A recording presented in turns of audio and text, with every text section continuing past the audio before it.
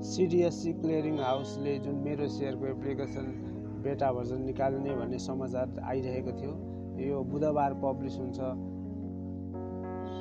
Play स्टोरमा भनेर समाचार आइरहेको हुँदा तपाईँ हामी सबैलाई कहिले आउँछ भन्ने एकदम पर्खाइमा थियो र धेरैजना साथीहरूले फेसबुकमा कमेन्ट पनि गर्नुभएको थियो। मैले हेरेको थिएँ र यो कहिले आउँछ भनेर भनेको मात्रै हो कि आउँछ के हो यो, किन प्ले स्टोरमा छैन भनेर धेरैजना साथीहरूले कमेन्ट मैले पढेँ र वास्तवमै यो प्ले स्टोरमा छैन, अहिले पनि छैन यो प्ले स्टोरमा।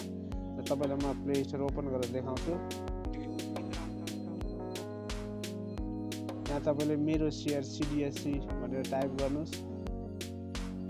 त्यसो गरेर टाइप गर्दा पनि यहाँ भेटिन्न र मेरोसेयर मात्रै भनेर टाइप गर्दा पनि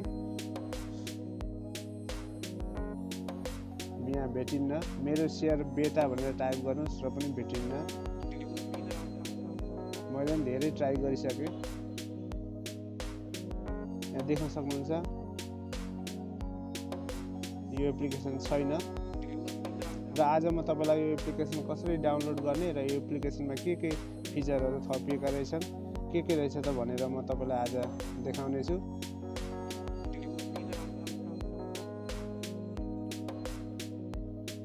त्यसको लागि तपाईँले फेसबुक खोल्नुहोस्, किनभने cdsc को फेसबुकमा गएर cdsc को पेजलाई हामीले ओपन गर्नुपर्ने हुन्छ, किनभने यो cdsc ले चाहिँ आफ्नो पेजमा यसको लिङ्क राखिदिएको रहेछ। अब हामी यहाँ cdsc एन्ड क्लियरिङ लिमिटेड भन्ने छ जुन cds एन्ड क्लियरिङ लिमिटेड, यो यसको पेज हो, यो अफिसियली पेज हो यो यसको। यहाँ देख्न सक्नुहुन्छ माथि मेरोसेयरको एप डाउनलोड गर्न भनेर यहाँ यसरी लिङ्क राखिदिएको छ। अब तपाईँ यो लिङ्कमा ओपन गर्नुभयो भने यस्तो पेज खुल्छ।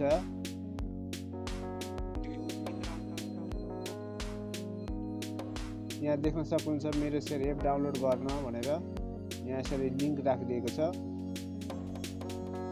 यो लिङ्कमा क्लिक गर्नुभयो भने तपाईँलाई प्ले स्टोरमा लान्छ यसले। अब यसरी चाहिँ प्ले स्टोरमा तपाईँले आउन सक्नुहुन्छ र यहाँ देख्न सक्नुहुन्छ मेरोसेयर बेटा cdsc भनेर। र मैले यो भर्खरै डाउनलोड गरिसकेको छु। तपाईँ पनि यो लिङ्कमा गएर ओपन गर्नुहोस् अनि डाउनलोड गर्नुहोस्। र म अब यसलाई ओपन गर्छु। यसमा के फिचर्सहरू छन् भन्ने कुरा म तपाईँलाई दिन्छु। यस्तो इन्टरफेस खुल्छ। यो मेरोसेयरको पुरानो इन्टरफेस। लेफ्ट साइडमा जति पनि फङ्सनहरू हुन्थ्यो, राइट साइडमा युजर आइडी हुन्थ्यो हाम्रो भने। अब अहिलेको मेरोसेयरमा चाहिँ परिमार्जित गरिएको छ। अब यहाँ म मेरोसेयरको एप्लिकेसन ओपन गर्छु। ओपन भइसकेको छ। यस्तो इन्टरफेस देख्न सक्नुहुन्छ। सुरुमा तपाईँले डिम्याट खोलेको ब्याङ्कको नाम टाइप गर्नुहोस्। त्यसपछि तल युजर नेममा तपाईँले ब्याङ्कले दिएको मेरोसेयरको क्लायन्ट आइडी भनेको हुन्छ त्यो टाइप गर्नुहोस्। अगाडिको अङ्क एउटा छोडेर टाइप गर्नुहोस्, अथवा तपाईँको कुन सिस्टमले दिएको हुन्छ, मेरो NIC को हो, त्यसरी मेरो चाहिँ अगाडिको एक अङ्क छोडेर युजर नेम टाइप गर्नुपर्ने हुन्छ। धेरै साथीहरू यहाँ झुकिनुहुन्छ कि युजर आइडी के टाइप गर्नु भनेर।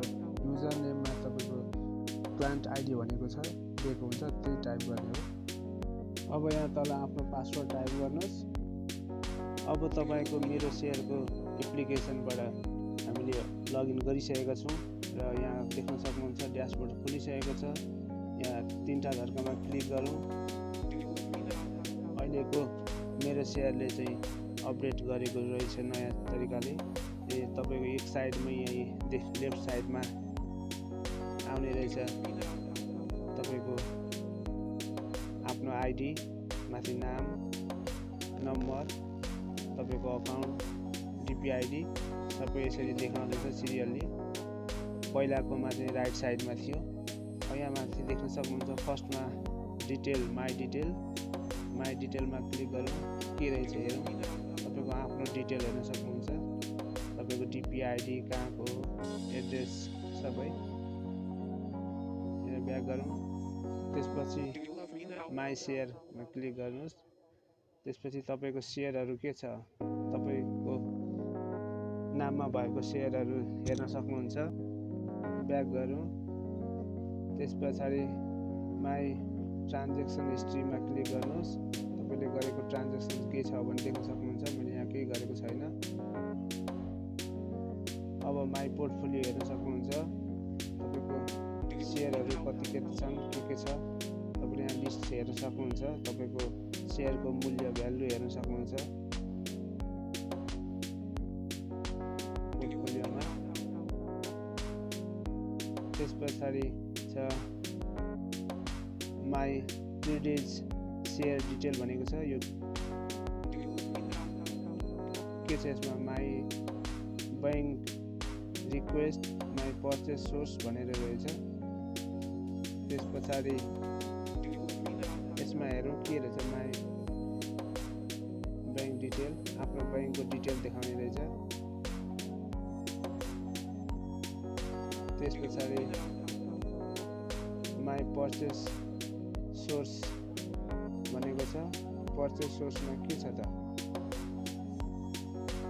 पेन्डिङ पर्चेस सोर्स भनेर देखायो। चेक गरौँ। माई इडिआइएस छ। यसमा चाहिँ तपाईँले इडिआइएसमा के छ त, share transfer request report, no delivery trade भन्ने रहेछ। यहाँ तपाईँले माई इडिआइएसबाट सेयर ट्रान्सफर गर्न सक्नुहुन्छ। यो तपाईँले गरेका सम्पूर्ण डिटेलहरू हेर्न सकिनेछ यसबाट। त्यस पछाडि सेटिङ छ। त्यस पछाडि लगआउट। सेटिङमा अब हामीले यहाँ केही सेटिङ चेन्ज गर्नु छैन अहिले। त्यस पछाडि हामी अब यसमा लगआउट गरिदिन्छौँ, किनभने लगआउट गऱ्यो भने हाम्रो यो सफ्टवेयर केही ह्याङ हुँदैन। तपाईँ आफू पनि सुरक्षित हुनुहुन्छ। त्यसैले कहिले पनि सेयरमा लगइन भइसकेपछि लगआउट गर्नुहोला। तपाईँ पनि सेभ हुनुहुन्छ र त्यसलाई यस गर्नुहोस्। भिडियो मन पऱ्यो भने लाइक गर्नुहोस्। हस्त तपाईँको दिन शुभ रहोस्।